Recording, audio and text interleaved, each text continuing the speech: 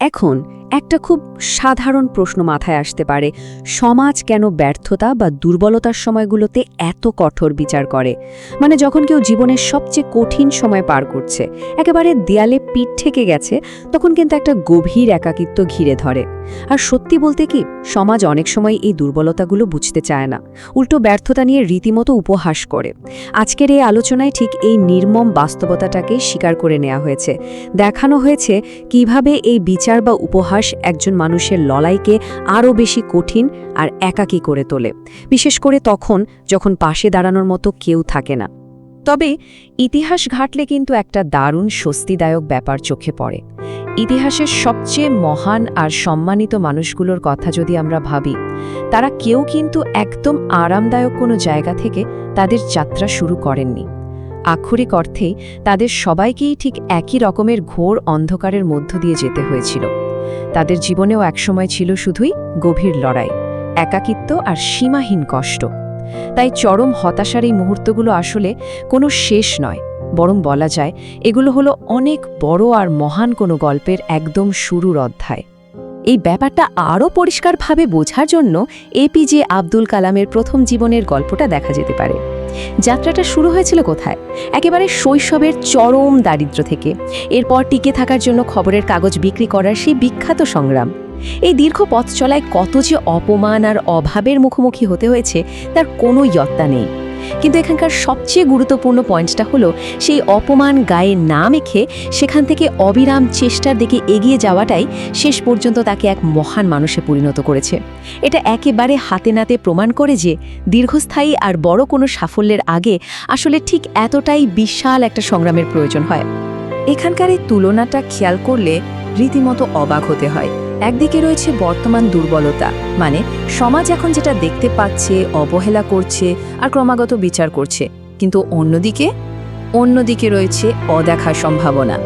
এটা খুব স্পষ্টভাবে একটা কথাই মনে করিয়ে দেয়, যারা একজন দুর্বল বা ব্যর্থ মানুষকে নিয়ে উপহাস করছে, তারা আসলে সেই মানুষটির ভবিষ্যতের অবিশ্বাস্য সম্ভাবনাটা দেখতেই পাচ্ছে না। এই বর্তমানের অন্ধকার আর কষ্টের ছাঁচেই কিন্তু একজন মানুষের অদম্য ভবিষ্যৎ পরিচয়টা একটু একটু করে গড়ে উঠছে। অর্থাৎ এই বর্তমানের লড়াইটাই মূলত ভবিষ্যতের সেই অদেখার সম্ভাবনাকে বাস্তবে রূপ দেওয়ার কাজ করছে। এবার আসুন ব্যর্থতার সংজ্ঞাটা একটু অন্যভাবে চিন্তা করি। ব্যর্থতা কিন্তু কোনো লজ্জাজনক সমাপ্তি নয়, বরং এটা একটা জ্বলজ্জন্ত প্রমাণ যে কঠিন কিছু একটা অর্জন করার জন্য অন্তত একটা চেষ্টা করা হয়েছিল। সত্যি কথা বলতে, মানুষ তো তখনই চূড়ান্তভাবে হেরে যায় যখন সে নিজের উপর বিশ্বাস হারিয়ে ফেলে, তাই না? যারা জীবনে কখনো ব্যর্থ হয়নি, তারা আসলে কারা? তারা হলো সেই সব মানুষ যারা কখনোই নিজেদের গণ্ডির বাইরে গিয়ে কোনো কঠিন কাজে ঝুঁকি নেয়নি। তাই ব্যর্থটাকে একটা সাহসিকতার প্রতীক বা চেষ্টার মেডেল হিসেবেই দেখা উচিত। আর এই যে সত্যিকারের মানসিক শক্তি, এটার আসল অর্থই হলো তীব্র অপমান আর কষ্টের মুখোমুখি হওয়ার পরও আবার ঘুরে দাঁড়ানোর ক্ষমতা। চোখের জল বা মনের ভেতরের কষ্টকে লুকিয়ে রাখা বা দুর্বলতা হিসেবে ভাবার কোনো কারণই নেই, বরং জীবনের সবচেয়ে কঠিন সময়ে তৈরি হওয়ায় কাঁচা আবেগ বা ইমোশনাল এনার্জিকে কাজে লাগাতে হবে। এটাকে কনভার্ট করতে হবে সেই চূড়ান্ত শক্তিতে, যা আবার উঠে দাঁড়ানোর জন্য সবচেয়ে বেশি দরকার। সবচেয়ে শক্তিশালী তো তারাই যারা পুরোপুরি ভেঙে পড়ার পরও নিজেদের আবার জোড়া লাগিয়ে ঠিকই উঠে দাঁড়াতে পারে। হতাশা যখন খুব ভারী হয়ে বসে, তখন একটা চমৎকার প্রাকৃতিক রূপকের কথা মাথায় রাখা যেতে পারে। রাতের সবচেয়ে অন্ধকার এবং গভীর অংশটাই কিন্তু আমাদের এই সংকেত দেয় যে সকাল খুব দ্রুত ঘনিয়ে আসছে। জীবনে একেবারে তলানিতে গিয়ে পৌঁছানোটা অনেক সময় সবচেয়ে বড় একটা ইঙ্গিত। এটা বোঝায় যে একটা বিশাল পরিবর্তন বা ব্রেক থ্রু খুব কাছাকাছিই রয়েছে। অন্ধকার যত বেশি গাঢ় হয়, আলোর সম্ভাবনাটাও কিন্তু ঠিক ততটাই প্রবল হয়ে ওঠে। এই পুরো প্রক্রিয়াটা আরেকটা দারুণ প্রাকৃতিক রূপক দিয়ে ধাপে ধাপে বোঝা যায়। ভাবুন তো একটা বীজের কথা।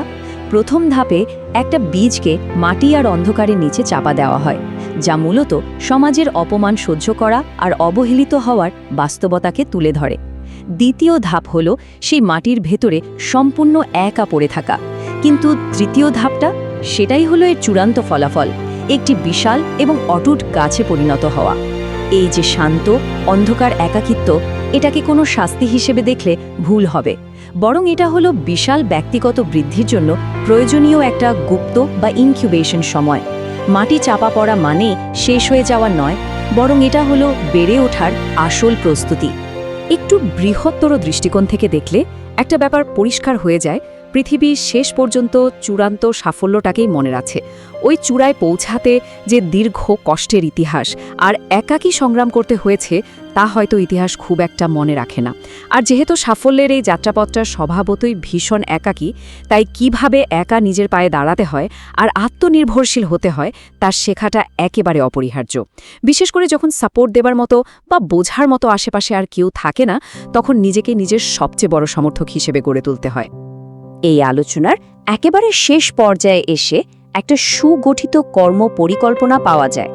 লড়াই চালিয়ে যাওয়ার এই সংকল্পের মধ্যে বেশ কয়েকটা স্পষ্ট আবেগীয় পর্যায় রয়েছে, যেমন চোখের জল পড়তে দেওয়া, ভেঙে পড়ার অনুভূতিটাকে পুরোপুরি মেনে নেওয়া আর সেই গভীর কষ্টকে ধারণ করা।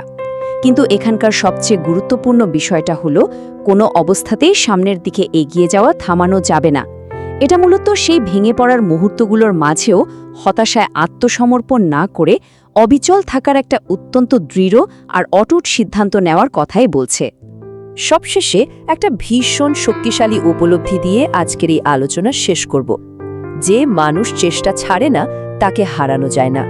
এই ছোট্ট লাইনটা চমৎকারভাবে পুরো ব্লুপ্রিন্ট বা রূপরেখাটার সারমর্ম তুলে ধরে, আর আমাদের সবার জন্য একটা বড় প্রশ্ন রেখে যায়। যদি শত বাধা সত্ত্বেও হাল না ছাড়ার সিদ্ধান্তে কেউ অটল থাকে, তবে সে ঠিক কতটা অবিশ্বাস্য উচ্চতায় পৌঁছাতে পারে?